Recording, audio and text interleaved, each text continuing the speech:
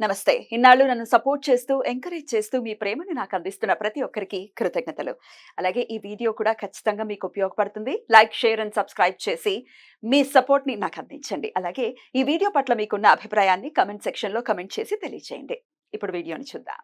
నమస్తే, welcome to our channel. నేను పద్మిని. ప్రస్తుతంతో పాటు ప్రముఖ ఆధ్యాత్మికవేత్త, వాస్తు జ్యోతిష పండితులు, లలిత ఉపాసకులు, వాస్తు జ్యోతిష శిక్షణ నిపుణులు బ్రహ్మశ్రీ నానాజీ పట్నాయక్ గారు మనతో పాటు ఉన్నారు. మాట్లాడదాం. సార్ నమస్తే. సార్ శ్రీమాత్రే నమః. సార్, ఈ గురువారం అమావాస్య వస్తోంది.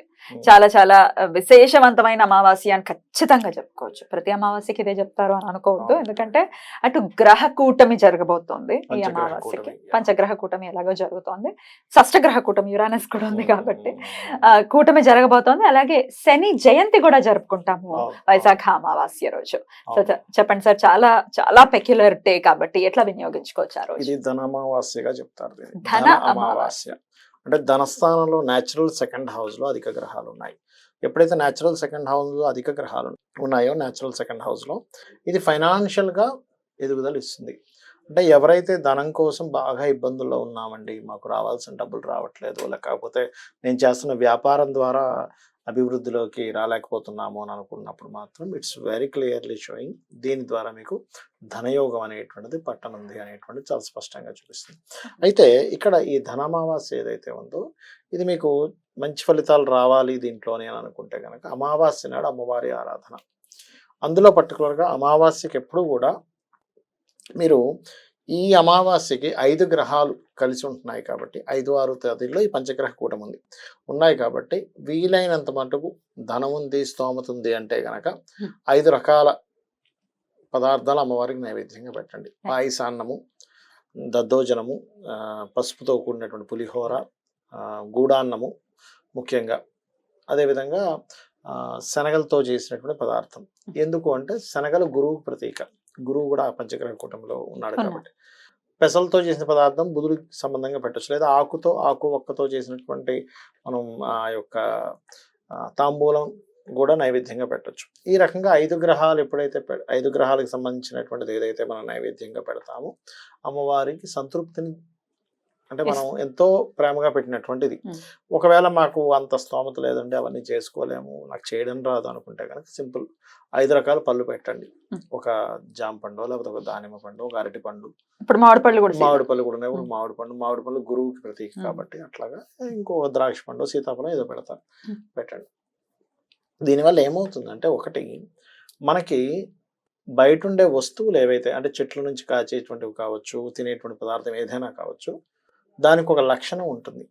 ఎలా అంటే ఇప్పుడు చూడండి, మనకి మెడికల్లో ఒక్కొక్క జబ్బు తగ్గడానికి ఒక్కొక్క దాంట్లో నుంచి తీసుకుంటారు. హోమియోపతి కావచ్చు, అలోపతి కావచ్చు, దాంట్లో ఒక పదార్థం తీసుకుని దాని ద్వారా మెడిసిన్ తయారవుతుంది. అదేమిటంటే ప్రకృతిలో ఉండే ఒక పండు, కాయ, లేదా పాము విషం నుంచి కూడా ఒక పదార్థం తీస్తారు. తీసి హెయిర్ నుంచి కూడా ఒక పదార్థం తీస్తారు. ఆయుర్వేదంలో తెలిసే ఉంటుంది. హెయిర్ లో కూడా కొన్ని లక్షణాలు ఉంటాయి జబ్బును తగ్గించేవి. అలాగే మన కర్మని తొలగించడానికి కొన్ని ఇన్ని రకాల పదార్థాలు ఎప్పుడైతే పెట్టి భగవంతుడికి చూపిస్తాం. ఎందుకు చాలా మంది చూడండి ఎక్కువ పదార్థాలు పెడతారు, కొంతమంది ఎందుకు పెడుతున్నారు నైవేద్యం అనుకుంటాం. కాదు, అన్ని పదార్థాల ద్వారా అన్ని రకాల దోషాలు పోతాయి అమ్మవారికి నివేదన చేసినప్పుడు.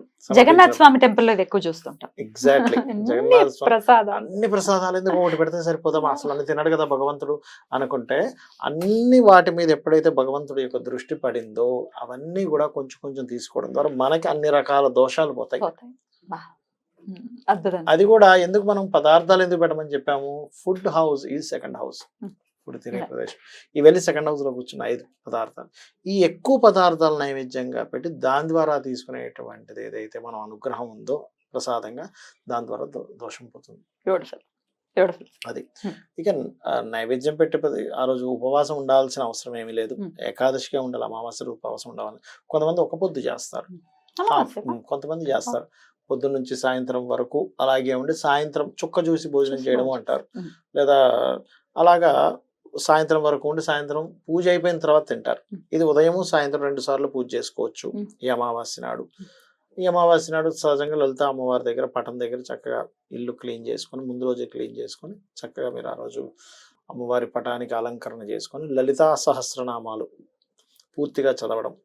ఇంకా వీలైతే కనుక అమావాస్య నాడు 27 టైమ్స్ చదివితే దారిద్ర్యం పోతుంది. కానీ బాబా. అంత అన్నిసార్లు చదవగలిగే ఓపిక ఉండాలి. ఒప్పుకుంటే ఖచ్చితంగా దారిద్ర్యం పోతుంది. సామూహికంగా చేస్తే ఆ ఫలితం ఉంటుందా? ఇప్పుడు 27 కొంత మంది ఫలితం కూర్చొని. ఉంటుంది, కొంత ఫలితం ఉంటుంది, కొంత ఉంటుంది. కొంత ఉంటుంది. ఒక కానీ 5 కూర్చుని పోనీ చేస్తున్నారు చేసినా కూడా అది ఎంత ఫలితం ఉంటుందమ్మా, అట్లా ఉండదనేం లేదు. కాకపోతే దానిలో మన నియమమే మీరు చేయగలగాలి కంప్లీట్ గా. అది మెయిన్ గా చూసుకుంటే కనుక. అయితే ఈ రోజుకి ఇంకొంచెం ఎన్హాన్స్ చేస్తూ అటు శని జయంతి జరుపుకోవడం. Yeah, yeah, yeah. శని అంటేనే ఎంత మేజర్ రోల్ ని ప్లే చేస్తారు ఎవరి జన్మ జాతకంలోనైనా అవును. అనేది మనందరికీ తెలిసినటువంటి విషయం. అవును. ఆ స్వామి గురించి కూడా 4 మాటలు, ఆయన ప్రీతి కోసం ఏం చేసుకోవచ్చు. తప్పకుండా అమ్మా. శని భగవానుడు కర్మకారకుడు, ఇది ఫస్ట్ గుర్తుపెట్టుకోవాలి. శని జయంతి, శని భగవానుడు కర్మ అనేది మనం ఫస్ట్ ఒక క్లారిటీ రావాలంటే, అలాగా ఆయన ఏదో మన మీద కక్ష కట్టేమి ఇవ్వట్లేదు. రిజల్ట్ మన కర్మ అనేటువంటి ఒక పోస్ట్ ని ఆయన పట్టుకొచ్చి మనకి ఇస్తున్నాడు. అనుభవింపజేస్తుంది. మనం లోన్ కట్టాలి, అప్పు తీసుకున్నాము, పోస్ట్ తెచ్చినటువంటి పోస్ట్ మ్యాన్ మీద మీరు కోపడతానంటే ఎట్లా? ఊరుకుంటాడు వాడా సార్? నువ్వు అప్పు తీసుకుని నన్ను అంటే నన్ను అందరూ చేసేది తప్పదే, ఈయన కూడా అంతే. అందరూ చేసేది తప్పదే. శని పట్టుకున్నాడు అంటారు. అరే నేను పట్టుకోవడం ఏంట్రా బాబు, అదే మీ కదా. కర్మలు వచ్చి మిమ్మల్ని పట్టుకున్నాయి, మీరు పట్టుకుంటున్నారని నేను చూపిస్తున్నాను. మీరు మళ్ళీ దానికి ఏదైనా శాంతి చేస్తే నేను తీసుకెళ్ళి వాళ్ళకి ఇస్తా రైట్. అంతేం చెప్పి ఆయన చెప్పిన అది మనకు అర్థం కాక శని పట్టుకుంది, శని అలాగా ఇలాగా నానా రకాలు ఇచ్చేస్తుంది. Yeah.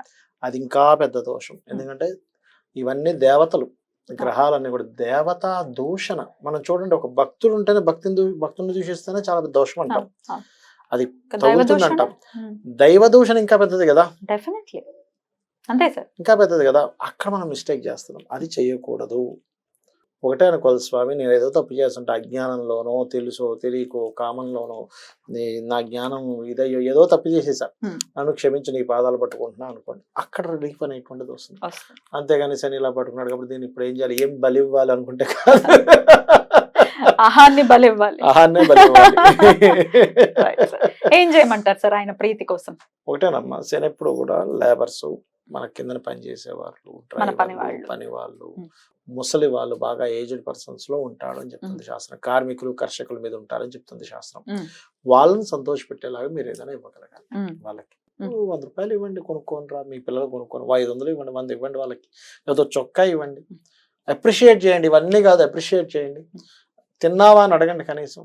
నేను అనేది ఏంటంటే, మీరు కింద వాళ్ళ మీద మీరు ఎలా చూపిస్తారో శని భగవానుడు అంత మీకు ప్రీతి చెందుతాడు. ఆయన మీద వెళ్ళి నూనెలు పోసేసినంత మాత్రాన మీరు ఇక్కడ ఆ అమ్మాయిని తిట్టేసి అంతే కదా. తిట్టడం వేరే విషయం. ఇప్పుడు బాధ్యత వేరు. ఆఫీస్ లో ఒక బాస్ కొన్ని పాటించకపోతే వాళ్ళు ఇష్టం వచ్చినట్టు పని చేస్తారు, దానివల్ల సంస్థే మూతపడిపోతుంది. That is different. ఇప్పుడు ఈ ఒక్క వ్యక్తిని కంట్రోల్ చేయకపోతే, వీళ్ళని చూసి వేరే వాళ్ళందరూ అలా పాటిస్తే మొత్తం సంస్థ పోతే అందరు ఉద్యోగాలు పోతాయి. బాధ్యతను ఎప్పుడు కాదనకూడదు. మాకు భగవద్గీత చెప్పేది అదే. శ్రీకృష్ణ పరమాత్మ కూడా అర్జునుడు నేను యుద్ధం చేయని ఇంతమందిని చంపాలంటే, అరే బాబు నీ ధర్మం అది, నీ ధర్మం నువ్వు పాటించి అందులో నువ్వు చనిపోయినా పర్లేదు అన్నాడు. అలాంటప్పుడు ఇది నీ ధర్మం. భర్త భార్య మీద కోప్పడ్డా, భార్య భర్త మీద కోప్పడ్డా, ఇప్పుడు ఆయన బాగా తాగి వస్తున్నాడు, అమ్మో పతే ప్రత్యక్ష దైవం అండి నేను ఒక మాట అనకూడదంటే, అట్లా తాగి వచ్చే వ్యక్తిని భర్తను కనుక ఆపకపోతే ఆయన ప్రాణం పోతుంది రేపు పొద్దున్న. బాధ్యత అది. బాధ్యత వేరు, కక్ష పెట్టుకొని అనడం వేరు, కోపగించడం వేరు. ఇవన్నీ డిఫరెంట్ కాన్సెప్ట్స్. ఇక్కడ నేనేమంటున్నానంటే, మీ కింద వర్క్ చేసే వ్యక్తి ఏదైనా తప్పు చేస్తే ఖచ్చితంగా మీరు మందలించాలి, అప్రిషియేట్ చేయాలి. అది భర్త కావచ్చు, భార్య కావచ్చు, పని వాళ్ళు కావచ్చు, పిల్లవాడు కావచ్చు, ఎవరైనా. అంతేగాని ఇక్కడ అమ్మో ఇక్కడ శని అన్నాడు కదండి, వాడు ఏం తప్పు చేస్తాను నేను ఊరుకుంటాను అలా ఉండమని నేను చెప్పట్లే.